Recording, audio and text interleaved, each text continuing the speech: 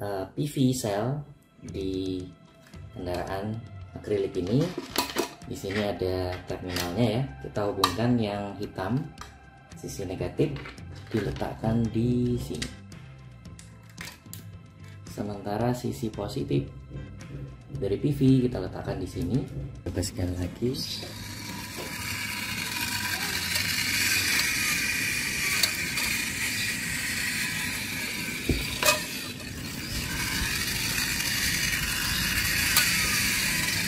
Assalamualaikum warahmatullahi wabarakatuh. Salam sejahtera teman-teman dimanapun Anda berada. Kali ini kita akan membahas tentang mainan yang kita bisa buat eksperimen ya. Saya punya modul Fuel Cell Car and Experiment Kit buatan Thames and Cosmos. Kita akan buka ya.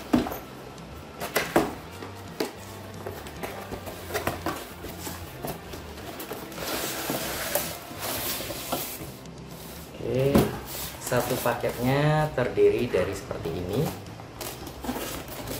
Ini ada kendaraannya dan dibuat dalam akrilik ya, dan dengan material akrilik. Ini ada rodanya, lalu kemudian ini adalah fuel cell stack, lalu kemudian di sini ada PV, di sini juga ada multimeter, dan di sini ada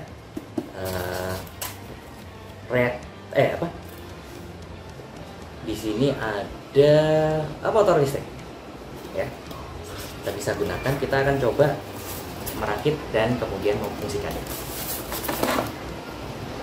Kita akan rangkai dulu kendaraannya. Oke,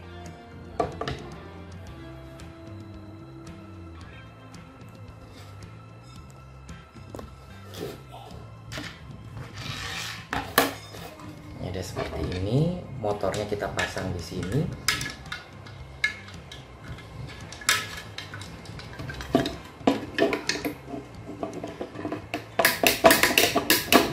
Oke, seperti ini, dan kita hubungkan dengan wheelnya.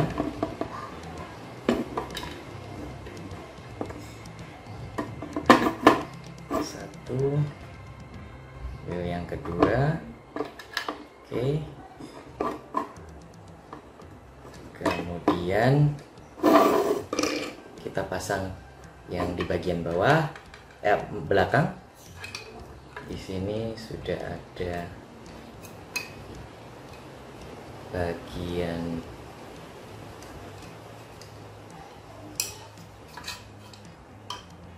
as untuk meletakkan asnya. Kita pasang saja di sini. Dan selanjutnya di sini.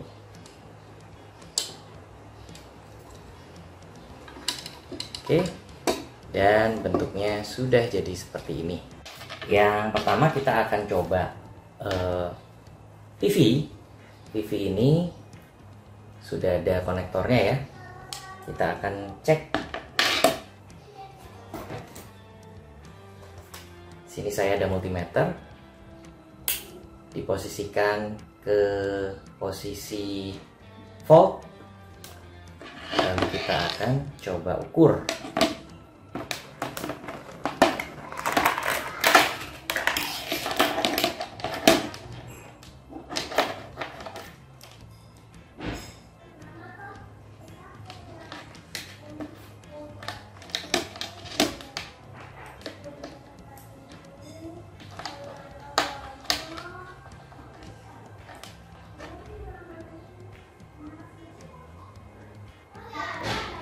Ya, terlihat di sini nilainya adalah 1,5. Mungkin saya akan bisa perlihatkan.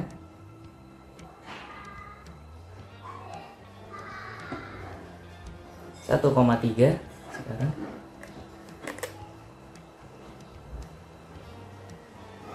Kita akan bicara tentang PV cell atau photovoltaic cell.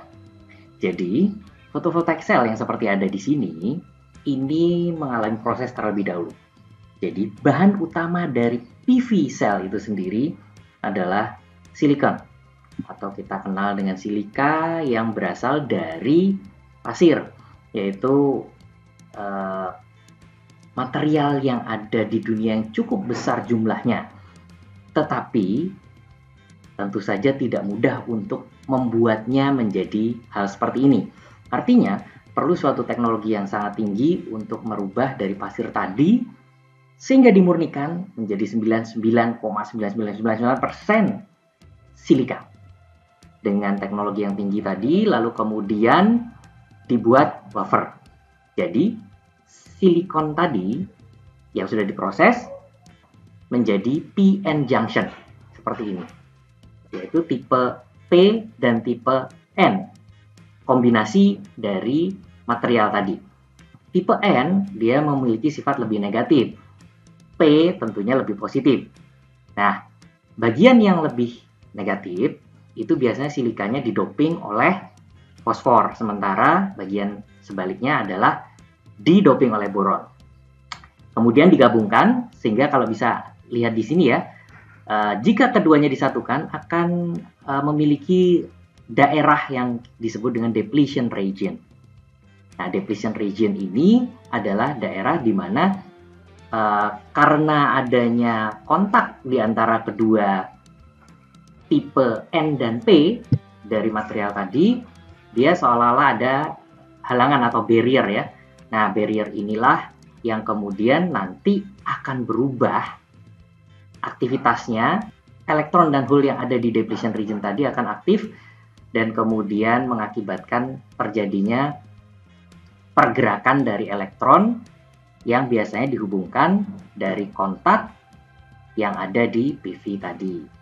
Nah, tipe dari PV sel itu ada yang monokristalin, polikristalin, dan thin film. Saya tidak membahas tentang seperti apa mono, poli, dan thin. Ya tentunya kinerjanya juga berbeda, lalu kemudian harganya juga nanti juga berbeda ya tentunya. Yang saya bahas di sini atau kita bahas di sini adalah lebih kepada cara kerjanya. Kalau kita lihat di sini, ada irradiation atau cahaya lah. Cahaya tadi yang kita sebut foton akan masuk ke dalam PV cell dan mengakibatkan yang tadi seperti saya informasikan, daerah depletion tersebut akan menjadi aktif. Elektron dan hole-nya akan bergerak dan elektronnya akan menuju ke arah N-type, menuju kepada beban kalau memang kita hubungkan seperti yang ada di sini. Nah, kita lihat di sini ya. Ini bagian kontak layernya, ini bagian N, ini bagian P-nya. Jika ada foton, maka kemudian elektron akan menuju dari atas ke beban, lalu kemudian dia akan menuju ke bawah karena bagian hole yang tadi bereaksi akibat adanya foton berada mengumpul di bagian kontak di bawah, yaitu di pad electrode. Nah, seperti itu kira-kira cara kerjanya. Iradiasi dari sinar atau cahaya matahari itu tentunya berbeda-beda intensitasnya ya. Karenanya juga berakibat terhadap power yang dibangkitkan. Jadi solar cell tersebut memiliki power tertentu dengan ukurannya ya. Tetapi pada saat disusun, baik seri maupun paralel akan mengakibatkan tegangan atau arusnya juga akan berbeda-beda. Nah, dengan kapasitas tertentu, misalkan kita punya WP istilahnya watt peak. Artinya, jika sesuai dengan kondisi standarnya atau istilahnya STC, maka dia akan mendapatkan karakter yang ada sesuai dengan spesifikasinya. Nah, biasanya kita akan melihat karakteristik dari PV seperti begini. Nah, ini adalah kurva yang dibentuk oleh I dan V koordinat ya. Di mana di sini ini disebut dengan voltage, ini I short circuit dan di sini VOC open circuit ya. Karakteristiknya biasanya akan seperti begini. Ini VOC-nya maaf di sini. Artinya kalau ada iradiasi, tentunya iradiasi yang berbeda-beda akan mengakibatkan karakteristiknya juga akan berbeda-beda, terutama dari segi arusnya ya nantinya. Tegangannya pun akan berubah walaupun mungkin tidak akan terlalu drastis ya. Nah, kita ambil contoh misalkan di sini iradiasi tertentu, bentuknya seperti ini. Nah, di dalam bentuknya seperti ini artinya apa? Kalau kita arusnya tidak ada atau open circuit, maka tegangan yang terukur nanti akan sekitar VOC. Sementara sebaliknya pada saat diberikan dengan tegangan 0 atau short circuit, maka nilai maksimalnya adalah di sini. Nah, seperti apa sih prinsipnya? Sebenarnya prinsipnya seperti begini.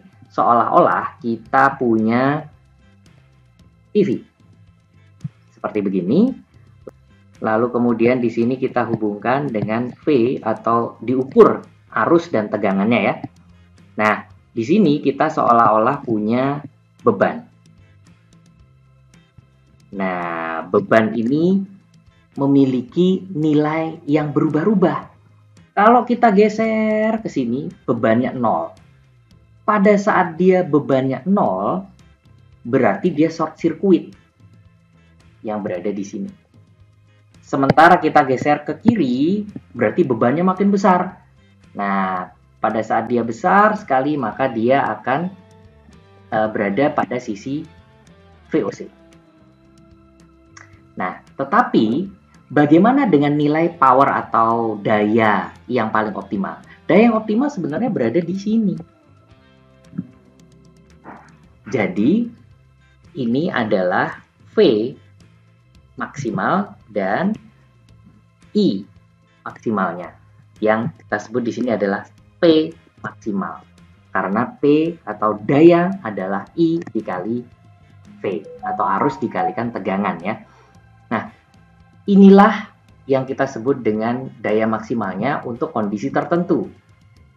Dengan iradiasi yang berbeda, tentunya daya maksimal yang bisa didapatkan juga berbeda-beda. Tetapi kita perlu mengatur berapa arus maupun berapa tegangannya supaya maksimal, yang itu biasanya kita bahas atau dibahas di MPPT atau Maximum Power Point Tracker.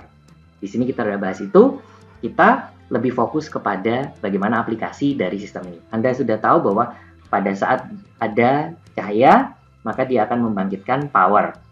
Power itu akan kita cobakan kepada motor.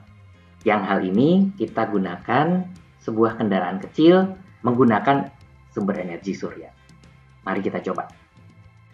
Kita rangkai menempatkan PV cell di kendaraan akrilik ini. Di sini ada terminalnya ya. Kita hubungkan yang hitam, sisi negatif diletakkan di sini. Sementara sisi positif dari PV kita letakkan di sini. Nah, kabel ini dari terminalnya itu kita bisa hubungkan ke di sini ada distributornya, atau kita membagi. Di sini ada konduktor ya, artinya kita bisa gunakan sebagai pembagi supply. Satu, lalu kemudian yang negatif yang sisi ini kita letakkan di sebelah sini. Karenanya di bagian sini akan selalu positif, di bagian sini akan selalu negatif. Lalu kemudian kita hubungkan dengan motor. Motor ada yang warna merah, ya artinya berarti kita geraknya maju ya. Kalau ingin dirubah berarti nanti geraknya mundur. Oke. Dan kita akan uji coba. Oke. Kita akan mengambil lokasi yang ada mataharinya ya. Oke. Oke, kita lihat di sini ada matahari cukup baik ya. Maka kita bisa melihat. Coba sekali lagi.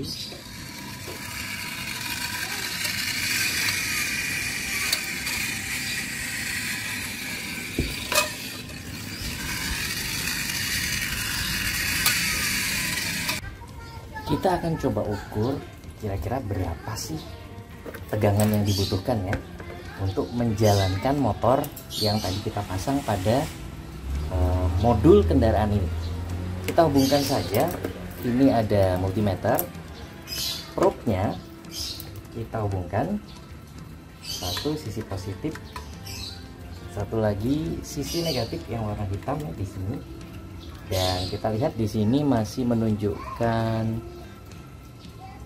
32 mili volt ya, cukup kecil ya. Nah, kita geser si kendaraan listrik ini ke sini, yang ada cahayanya ya. Kita lihat bahwa tegangannya itu 2,8 ya.